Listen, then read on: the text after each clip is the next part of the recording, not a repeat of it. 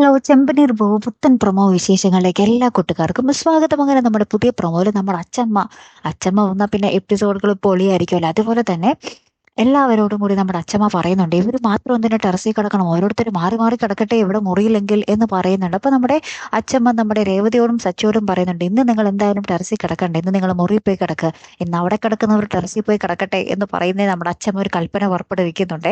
അപ്പൊ നമ്മുടെ ശ്രുതിയും ആട്ടോ ഇന്ന് ടെറസിൽ കിടക്കാൻ പോകുന്നത്. അപ്പൊ അവരെ ഇങ്ങനെ ഭയങ്കര വിഷമിച്ചൊക്കെ നിൽക്കുന്നുണ്ട്.